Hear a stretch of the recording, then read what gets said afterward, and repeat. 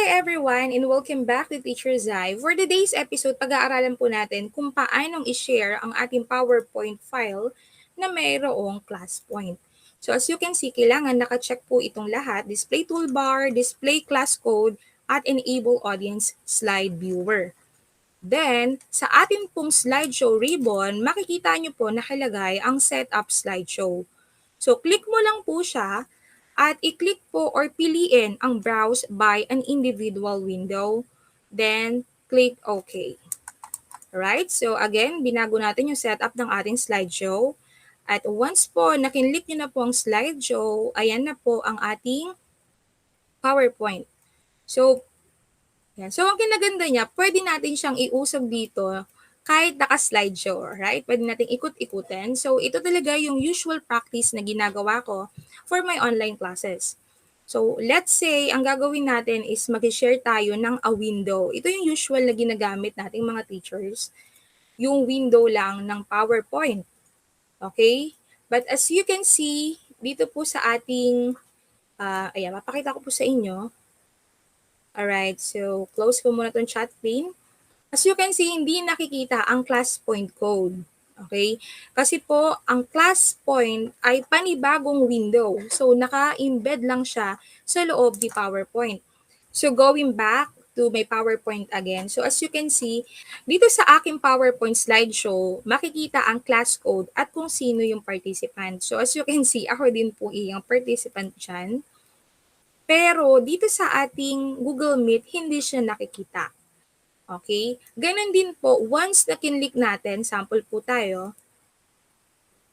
So, once na kinlik po natin yung isa sa mga quizzes or isa sa mga interactive function ni ClassPoint is hindi rin siya nakikita dito. Okay? And the reason for that is panibagong window kasi yung kinreate or inopen ni ClassPoint, which is hindi siya makikita dito or mabibview dahil isang window lang naman yung pinakita natin, which is yung ating slideshow. Definitely, ito po ay hindi mag-show. So, what you need to do is, ayan, punta ulit kay Google Meet, then stop sharing. Alright, then share po ulit tayo. This time, piliin po natin ang your entire screen. Yan po. Okay. Then, choose again your PowerPoint slide or open again your PowerPoint slide. So, this time, makikita na po ng estudyante yung inyong ClassPoint short answer. So, try kong magsagot. Hello na lang ang ilalagay ko. So, ayan. So, mag-a-appear po siya. Ang ginawa ko dito sa example na to, naka-record na rin yung aking Google Meet.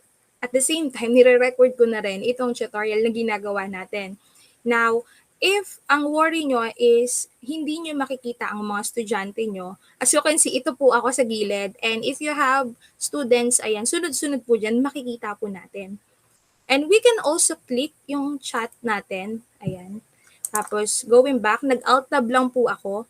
So, ayan. Ayan po ang makikita ng mga estudyante. Makikita nyo na siya dito. At the same time, makikita nyo pa yung kanilang chat.